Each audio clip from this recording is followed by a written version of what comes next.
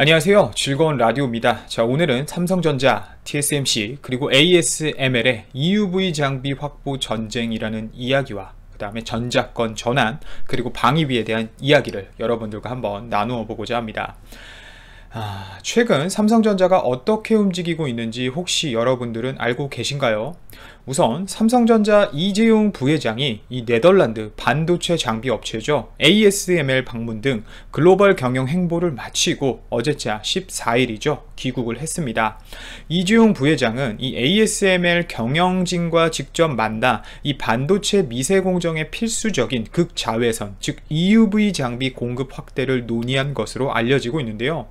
이 부회장의 올해 글로벌 현장 경영은 지난 1월 브라질, 5월 중국에 이어 세 번째인데, 여기서 좀 재미있는 소식이 있습니다. TSMC가 꽤나 긴장할 만한 소식인데요. 어제 14일 오전 10시쯤 해가지고 이 서울 김포 비즈니스 항공센터를 통해 귀국한 이재용 부회장은 이 취재진과 마주하고 ASML과 만나 극자외선 장비 추가 공급 확대를 위한 협력 방안을 논의하고 왔다고 하면서 긍정적으로 혹시 진행된 것이 맞냐라는 이 취재진의 질문에는 동행한 김기난 삼성전자 DS 사업 부문장을 가리키면서 우리 김 부회장께 여쭤봐 주시라고 답을 한 것입니다. 바로 이 부분이 중요합니다. 올해 5월 중국 시안 출장 귀국길에 취재진 질문에는 전혀 묵묵부답으로 응한 것과 다른 모습이란 것이죠. 꽤나 긍정적이라는 겁니다. 결국 뭐 약간은 과대 해석이라고 할 수 있겠지만 생각은 해볼 수 있잖아요. 질문에 대해서 이렇게 토스하는 정도의 어떤 여유를 부리는 모습을 보면 ASML로부터 이 EUV 장비 공급 확대에 대한 긍정적인 답변을 받았다라고 봐도 되는 것이죠. 실제로 이 삼성전자와 TSMC 간 EUV 장비 물량 확보를 놓고 경쟁을 벌이고 있는 상황인데, 이 부회장과 김 부회장이 직접 ASML을 찾아 이 TSMC에 대해 견제구를 던진 것입니다. 이번 만남을 통해서 7나노 이하 최첨단 반도체 생산에 필수적인 EUV 장비 공급 계획 및 운영 기술 고도화 방안, 그리고 AI 등 미래 반도체를 위한 차세대 제조 기술 개발 협력, 신종 코로나 바이러스 감염증 사태 장기화에 따른 시장 전망 및 이 포스트 코로나19 대응에 위한 미래 반도체 기술 전략 등에 대해 의견을 나눈 것으로 알려졌는데, 주 목적 자체는 아무래도 장비 확보가 최우선이 되었을 듯 합니다. 우선 오는 2030년까지 시스템 반도체 시장에서 세계 1위를 달성하겠다는 비전 2030이 현실화하기 위해서는 ASML의 EUV 장비 확보가 필수이기 때문이죠. 우선 TSMC가 9월 올해 말까지 EUV 노광기 50대를 확보하겠다고 밝히면서 격차를 좁혀야 하는 삼성전자의 입장에서는 마음이 급해지는 것이 사실이지만, 귀국과 동시에 이 긍정의 시그널을 알려준 것과 더불어 삼성전자는 ASML과의 전략적 우호 관계도 이어오고 있기 때문에 삼성전자는 또 ASML 지분 1.5%를 보유한 주요 주주이죠. 이 EUV 장비와 관련해서 삼성전자에게 분명 좋은 소식이 있을 것이라 예상이 됩니다. 자, 그 다음은 현재 굉장히 핫한 이슈죠. 바로 전자권 전환 이슈인데, 한미안보협의회죠, 이 SCM 공동성명서에서 주한 미군의 현 수준을 유지한다 라는 문구가 미국 측 요구로 빠져버렸습니다. 여러분, 한미 국방당국은 14일 오전 워싱턴 DC 인근 미 국방부 청사에서 서욱 국방장관과 마크 에스퍼 미 국방장관이 참석한 가운데 제52차 SCM을 갖고 총 20항으로 구성된 공동성명을 발표했는데요. 이번 성명은 지난해 서울에서 열렸던 제51차 SCM 공동성명과는 몇 가지 대목에서 좀 문구가 달랐습니다.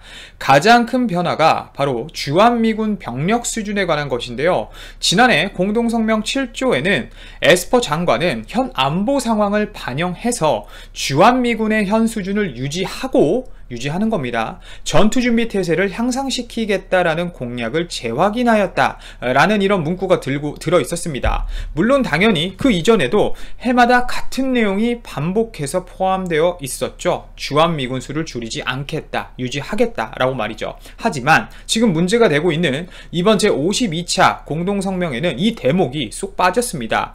국방부 고위 관계자에 따르면 이 한국 측은 기존대로 해당 문구를 유지해 줄 것을 미국 측에 제안했으나 미국이 이를 수용하지 않았다라고 하고 있는데 바로 방위비 압박에 대한 시그널을 주는 것이라고 해석할 수 있는 부분이죠.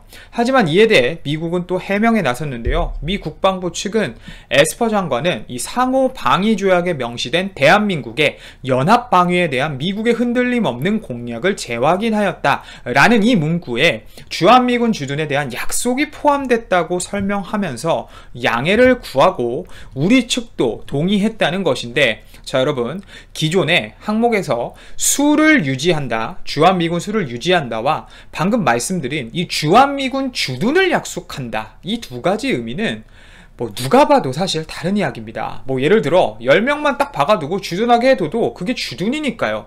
결국 미국 측이 향후 주한미군 병력 감축 가능성을 분명 염두에 두고 주한미군 유지 대목을 삭제했다는 것이죠. 여러분, 작년부터 제가 말씀드렸지만 앞서 미국 측에서 한국과 미국 간 국방 방위비 분담금 협상 교착을 이유로 주한미군 감축 카드를 고려했다는 이야기가 여러 경로로 흘러나온 바가 있습니다.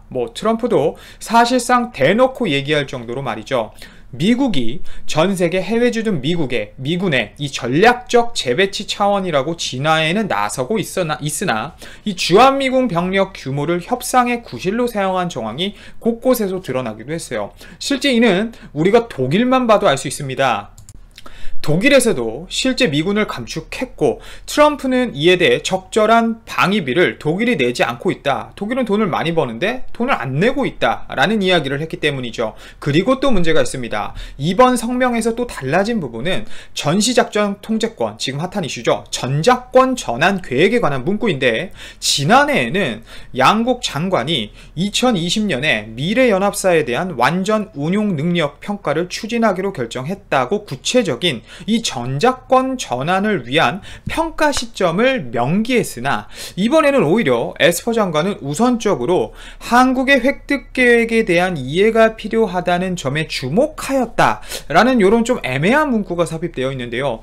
즉 미국 측에서는 전작권 전환을 위한 모든 조건을 완전히 충족하는데 시간이 걸릴 것이다 라는 의견을 제시하는 반면, 우리나라 측에서는 조건에 기초한 전작권 전환 문제는 한미 간의 2015년 합의된 것이고 신중을 가하자는 의견도 있지만 이견이 있다기보다 어떻게 잘해 나갈지 더 논의하기로 한 것이라고 말했다고 하는데, 좀 어렵죠 말이. 결국 한미 국방 당국 간, 제가 정리해드리면 전작권 전환 시기를 결정할 이 평가 기준과 방식에 대해 추가 합의가 이뤄지지 못하고 있다는 이야기입니다, 여러분. 그리고 당장 또 미국은 한국에게, 여기가 중요해요, 전작권을 전환시킬 생각이 없다는 이야기고요. 그리고 마지막으로 또 미국 측에서는 결국 미군 주둔과 관련된 방위비에 대한 이야기를 직접적으로 꺼냈습니다.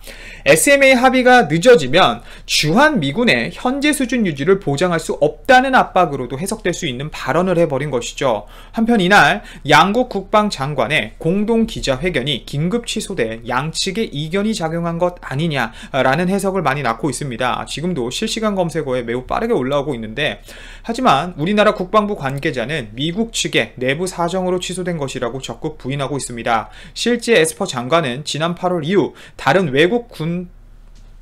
외국 국방 장관들과도 회담 이후 공동기자회견을 하지 않은 이력이 있기 때문이죠. 또 일각에선 미국 대선을 앞둔 시점임을 고려해서 쓸데없는 이야기가 나오지 않기 위해 에스퍼 장관이 기자회견을 피하고 있다라는 해석도 나오고 있지만, 어찌되었건 한국과 미국이 의견을 달리하고 있다는 점, 그리고 주한미군을 바탕으로 미국은 지속적으로 방위비 압박을 우리나라에게 하고 있다는 점, 특히 전작권의 경우는 당장 넘겨줄 생각이 없다는 점을 이번 이슈를 통해 우리는 알 수 있었습니다. 오늘도 제 방송을 들어주셔서 진심으로 감사드리고 이만 방송 마치도록 하겠습니다. 제 방송이 도움이 되셨다면 좋아요, 알람, 구독, 댓글 한 번씩 꼭 부탁드립니다. 감사합니다.